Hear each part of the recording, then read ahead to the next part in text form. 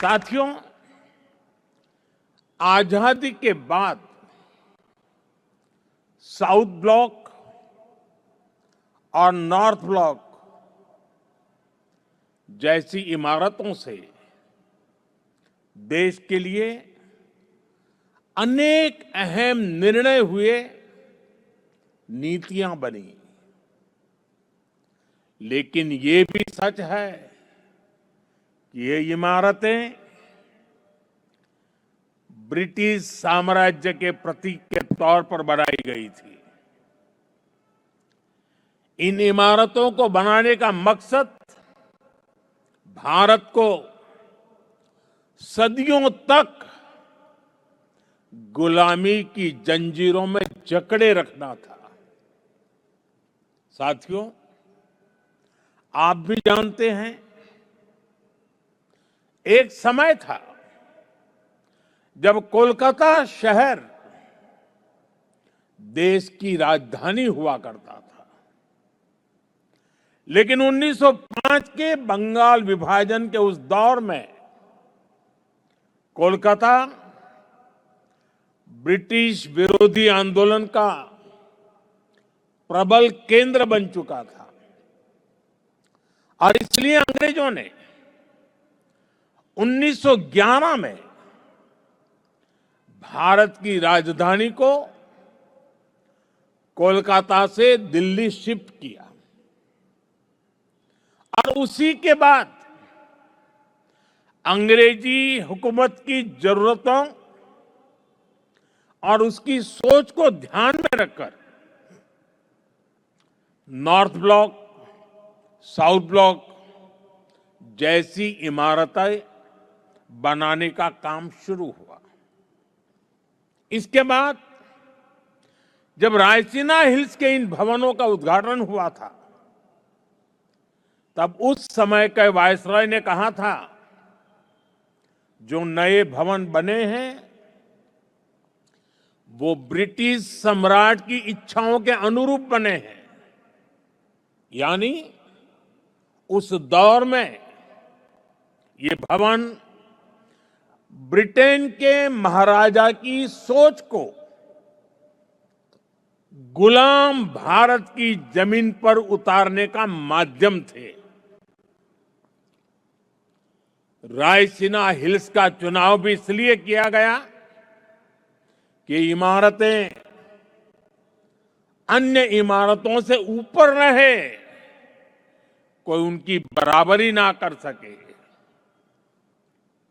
अब संयोग से सेवा तीर्थ का ये पूरा परिसर किसी पहाड़ी पर न होकर जमीन से ज्यादा जुड़ा है। साउथ ब्लॉक और नॉर्थ ब्लॉक जैसी इमारतें जहां ब्रिटिश हुकूमत की सोच को लागू करने के लिए बनी थी, वहीं आज मैं गर्व के साथ कह सकता हूं कि सेवा तीर्थ और कर्तव्य भवन जैसे नए परिसर भारत की जनता की आकांक्षाओं को पूरा करने के लिए बने हैं। यहां से जो फैसले होंगे वो किसी महाराजा की सोच को नहीं,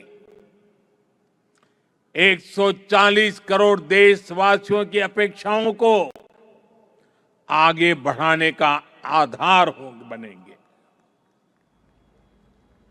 इसी अमृत भावना के साथ आज मैं ये सेवा तीर्थ, एक कर्तव्य भवन भारत की जनता को समर्पित कर रहा हूं। साथियों, इस समय 21वीं सदी का पहला क्वार्टर पूरा हो चुका है। ये आवश्यक है कि विकसित भारत की हमारी कल्पना केवल नीतियों और योजनाओं में ही नहीं, हमारे कार्यस्थलों, हमारी इमारतों में भी दिखाई दे, जहां से देश का संचालन होता है, वो जगह प्रभावी भी होनी चाहिए और प्रेरणादायी भी होनी चाहिए। वो इम्प्रेसिव भी हो और इंस्पायरिंग भी हो। आज नई नई टेक्नोलॉजी तेजी से हमारे बीच जगह बना रही है,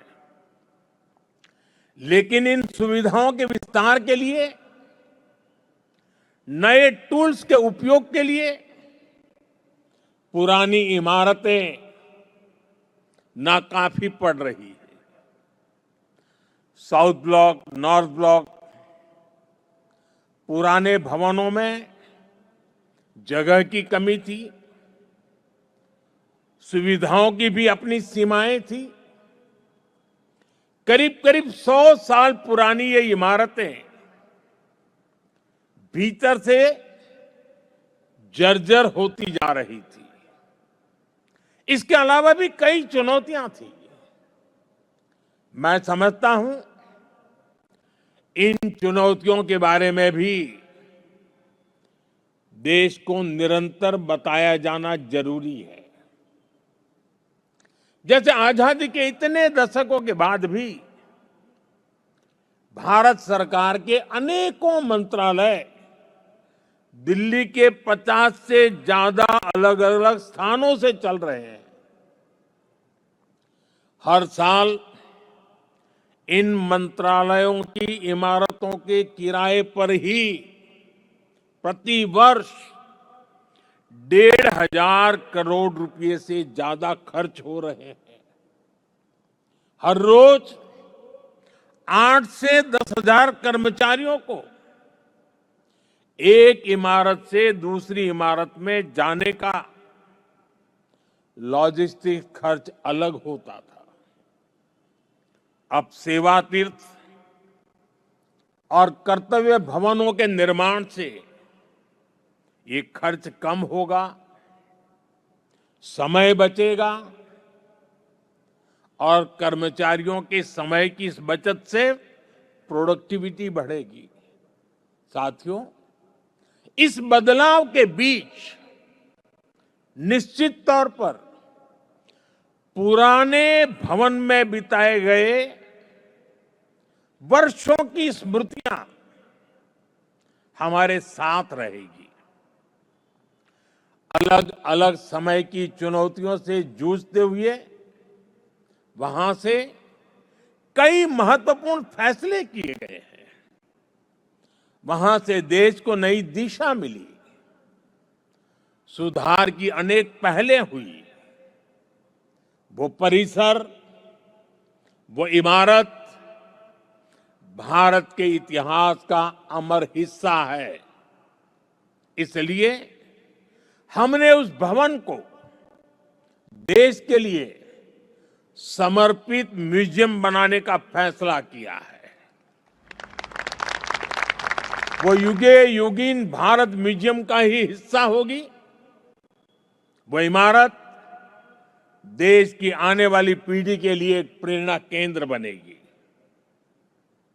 नई पीढ़ी के युवा जब वहां जाएंगे तो ऐतिहासिक लेगेसी उनका मार्गदर्शन करेगी। साथियों, विकसित भारत की इस यात्रा में ये बहुत जरूरी है कि भारत गुलामी की मानसिकता से मुक्त होकर आगे बढ़े। दुर्भाग्य है, आजादी के बाद भी हमारे यहां गुलामी के प्रतीकों को ढोया जाता रहा। आप देखिए, पहले क्या स्थिति थी। प्रधानमंत्री निवास जहां है उसे रेस कोर्स कहा जाता था। उपराष्ट्रपति के लिए कोई निवास स्थान तय ही नहीं था। राष्ट्रपति भवन तक आने वाले रास्ते को लोकतंत्र में राजपथ कहा जाता था। आजाद भारत में जो सैनिक शहीद हुए, उनके लिए कोई स्मारक ही नहीं था। जो सुरक्षा बल, जो पुलिसकर्मी शहीद हुए, उनके लिए भी कोई स्मृति स्थल नहीं था। यानी 1947 में स्वतंत्र हुए देश की राजधानी, जहां से देश के बड़े बड़े निर्णय होते थे, वो पूरी तरह गुलामी की मानसिकता में जकड़ी हुई थी। दिल्ली की इमारतों, सार्वजनिक स्थानों, ऐतिहासिक स्थलों पर गुलामी के चिन्ह ही भरे पड़े हैं। लेकिन साथियों, कहते हैं ना, समय का चक्र कभी भी एक जैसा नहीं रहता। 2014 में देश ने तय किया कि गुलामी की मानसिकता अब और नहीं चलेगी। हमने गुलामी की इस मानसिकता को बदलने का अभियान शुरू किया। हमने वीरों के नाम नेशनल वॉर मेमोरियल बनाया। हमने पुलिस की वीरता को सम्मान देने के लिए पुलिस स्मारक बनाए। रेस कोर्स रोड, उसका नाम बदलकर लोक कल्याण मार्ग रखा गया। और ये केवल नाम बदलने का निर्णय नहीं था, ये सत्ता के मिजाज को सेवा की भावना में बदलने का पवित्र प्रयास था। साथियों, हमारे इन फैसलों के पीछे एक गहरी भावना है, एक विजन है। ये हमारे वर्तमान, हमारे अतीत और भविष्य को भारत के गौरव से जोड़ती है। जिस जगह को पहले राजपथ के नाम से जाना जाता था, वहां न पर्याप्त सुविधाएं थी, न आम नागरिकों के लिए समुचित व्यवस्था। हमने उसे कर्तव्य पथ के रूप में विकसित किया।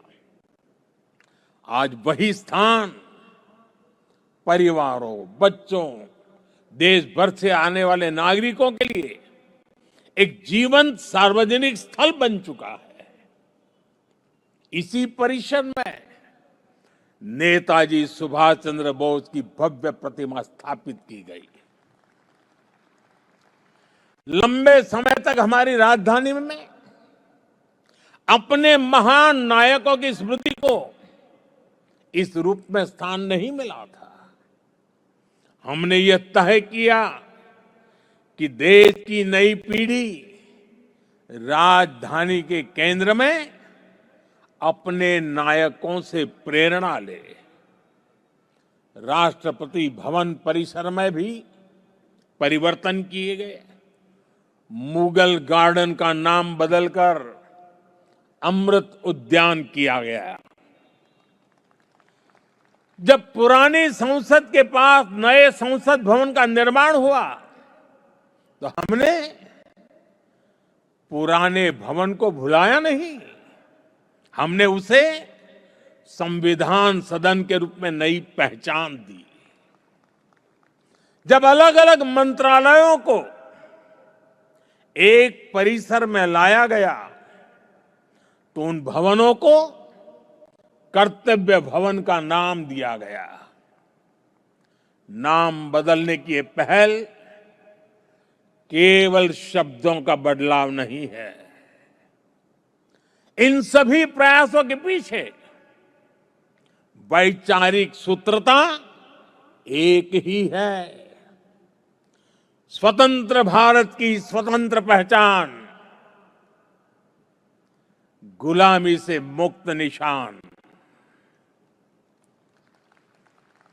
साथियों, नए प्रधानमंत्री कार्यालय का नाम है सेवा तीर्थ। सेवा की भावना ही भारत की आत्मा है। सेवा की भावना ही भारत की पहचान है। श्री रामकृष्ण परमहंस जी कहते थे, शिव ज्ञान से जीव ज्ञान सेवा। यह विचार केवल आध्यात्मिक नहीं है, यह राष्ट्र निर्माण का दर्शन है। यह भवन हमें हर क्षण याद दिलाएगा कि शासन का अर्थ सेवा है, दायित्व का अर्थ समर्पण है।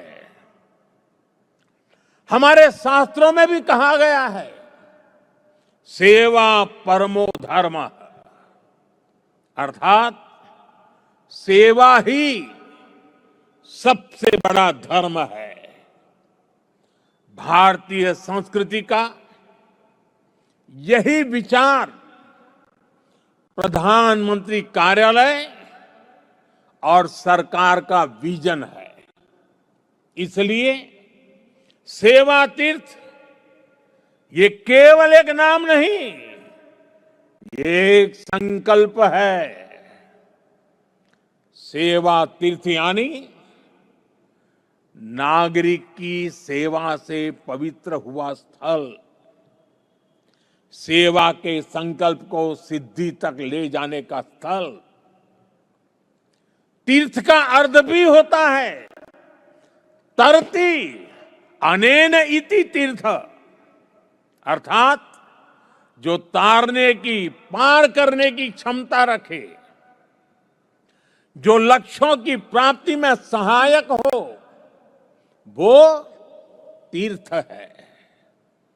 आज भारत के सामने भी विकसित भारत का लक्ष्य है, आत्मनिर्भर भारत का लक्ष्य है। हमें करोड़ों देशवासियों को गरीबी से मुक्ति दिलानी है। हमें देश को गुलामी की मानसिकता से मुक्ति दिलानी है, और ये काम सेवा के सामर्थ्य से ही सिद्ध होगा। साथियों, आज जब भारत रिफॉर्म एक्सप्रेस पर सवार है, आज जब भारत अंतर्राष्ट्रीय संबंधों की एक नई गाथा लिख रहा है, आज जब नए नए ट्रेड एग्रीमेंट्स संभावनाओं के नए दरवाजे खोल रहे हैं, जब देश सैचुरेशन के लक्ष्य की ओर तेजी से बढ़ रहा है, तो सेवा तीर्थ और कर्तव्य भवनों में आप सबके काम की नई गति और आपका नया आत्मविश्वास देश के लक्ष्यों को प्राप्त करने में बहुत बड़ी भूमिका निभाएगा। साथियों, हमारी संस्कृति कहती है, हर शुभ कार्य से पहले स्वस्ति वाचन, मंगल की कामना, शुभ का संकल्प, वेद का मंत्र हमें दिशा देता है। आनो भद्राः क्रतवो यन्तु विश्वतः, अर्थात कल्याणकारी विचार हर दिशा से हम तक आते रहें, यही इस भवन की आत्मा होनी चाहिए। भारत के महान लोकतंत्र में जनता के विचार ही हमारी शक्ति है।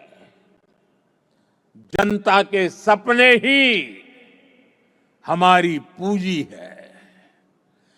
जनता की अपेक्षाएं हमारी प्राथमिकता है।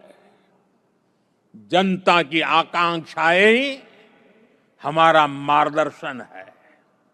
इन भावनाओं और इस भवन के बीच कोई दीवार नहीं होनी चाहिए, कोई दूरी नहीं होनी चाहिए। जब आप जनता के सपनों को समझेंगे, तभी नीतियां जीवंत होगी। जब आप जनता की आकांक्षाओं को महसूस करेंगे, तभी निर्णय प्रभावी होंगे। पिछले 11 वर्षों में हमने गवर्नेंस का एक नया मॉडल देखा है। एक ऐसा मॉडल जहां निर्णय का केंद्र भारत का नागरिक है। नागरिक देवो भव, ये केवल वाक्य नहीं है, यह हमारी कार्य संस्कृति है। इसे आत्मसात कर आपके इन नए भवनों में प्रवेश करना है। सेवा तीर्थ में लिया गया हर निर्णय, यहां चलने वाली हर फाइल, यहां बिताया गया हर क्षण 140 करोड़ देशवासियों के जीवन को बेहतर बनाने के लिए होना चाहिए। मैं हर अधिकारी से, हर कर्मचारी से, हर कर्मयोगी से कहना चाहता हूं, जब भी आप इस भवन में कदम रखें, पल भर के लिए रुक जाएं, कुछ क्षण ठहरे, अपने आप से पूछे, क्या आज का मेरा कार्य करोड़ों देशवासियों के जीवन को आसान बनाएगा? यही आत्ममंथन इस स्थान की सबसे बड़ी शक्ति बनेगा। साथियों, हम यहां अधिकार दिखाने नहीं आए हैं, हम यहां जिम्मेदारी निभाने आए हैं। और हमने देखा है, जब शासन सेवा भाव से चलता है, तो परिणाम भी असाधारण होते हैं। और तभी तो 25 करोड़ लोग गरीबी से बाहर निकलते हैं। तभी तो अर्थव्यवस्था नई गति पकड़ती है। साथियों, आज विकसित भारत 2047 सिर्फ हमारा लक्ष्य नहीं है, यह विश्व की निगाहों में भारत की प्रतिज्ञा है। और इसलिए यहां बनने वाली हर नीति, यहां होने वाला हर निर्णय सेवा की निरंतर भावना से प्रेरित होना चाहिए। और एक दिन जब आप सेवानिवृत्त होकर या स्थानांतरण के बाद इस भवन से विदा लेंगे, आप पीछे मुड़कर देखेंगे, अपने आज के दिनों को गर्व के साथ याद करेंगे। तब आप स्वयं से कह सकेंगे कि हां, जितने दिन मैं सेवा तीर्थ में रहा, कर्तव्य भवन में रहा, हर दिन मैंने देश के नागरिकों की सेवा की। हर निर्णय राष्ट्र के हित में लिया। वह क्षण आपको सुकून देगा। वह क्षण आपकी सबसे बड़ी उपलब्धि होगा। वह क्षण आपकी व्यक्तिगत पूंजी होगा और वही पूंजी आपके जीवन को गौरव से भर देगी। साथियों, महात्मा गांधी की भावना थी, कर्तव्य की बुनियाद पर ही अधिकार की भव्य इमारत का निर्माण होता है। जब हम अपना कर्तव्य निभाते हैं तो बड़ी से बड़ी चुनौती से टकरा सकते हैं, उसका समाधान कर सकते हैं। हमारे संविधान निर्माताओं ने इसलिए ही कर्तव्य पर बहुत जोर दिया है और इसलिए हमें याद रखना है, कोटि कोटि देशवासियों के सपनों को साकार करने का आधार है कर्तव्य। कर्तव्य आरंभ है। कर्तव्य इस जीवंत राष्ट्र की प्राणवायु है। करुणा और कर्मठता के स्नेह सूत्र में बंधा कर्म है कर्तव्य। संकल्पों की आस है कर्तव्य। परिश्रम की पराकाष्ठा है कर्तव्य। हर समस्या का समाधान है कर्तव्य। विकसित भारत का विश्वास है कर्तव्य। कर्तव्य समता है। कर्तव्य ममता है। कर्तव्य सार्वभौमिक है।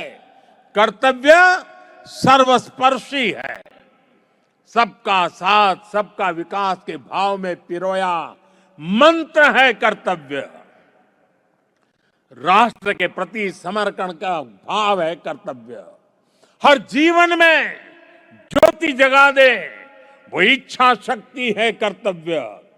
आत्मनिर्भर भारत का उल्लास है कर्तव्य।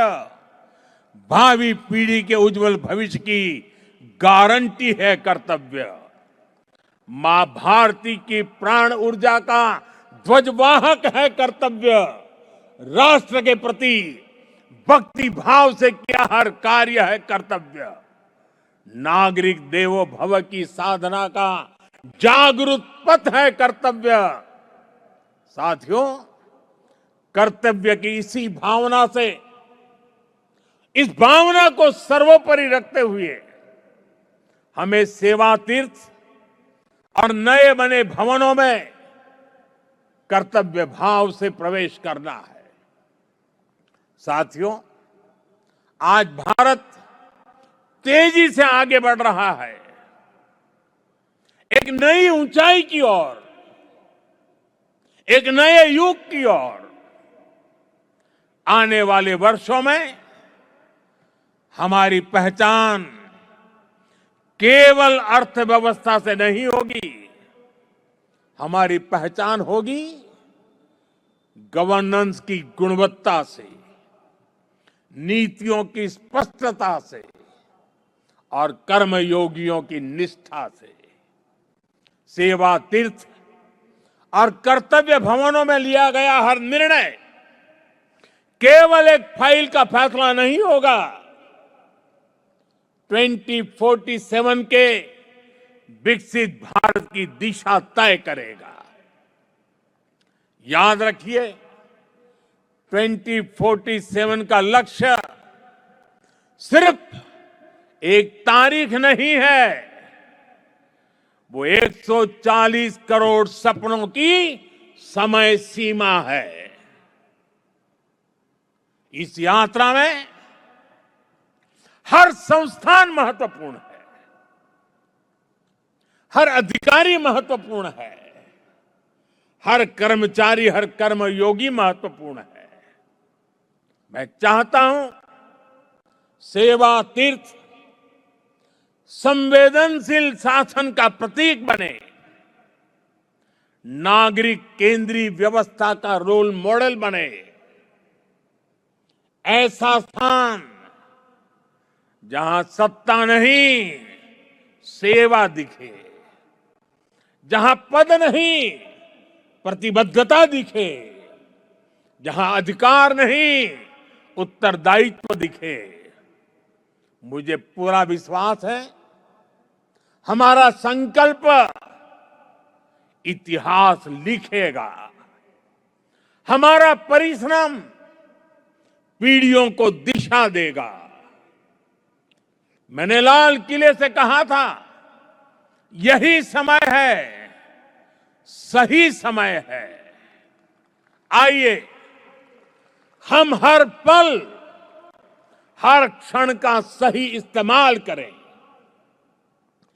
हम राष्ट्र प्रथम की भावना से ऐसे पुण्य कार्य करें कि आने वाली शताब्दियां कहे, यही वह समय था जब भारत ने स्वयं के भाग्य को पुनः परिभाषित किया।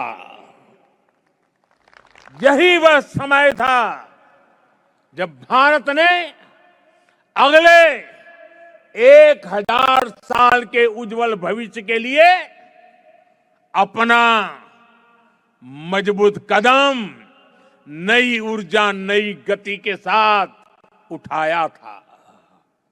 इसी विश्वास के साथ आप सभी को मेरी बहुत बहुत शुभकामनाएं, बहुत बहुत धन्यवाद। वंदे मातरम।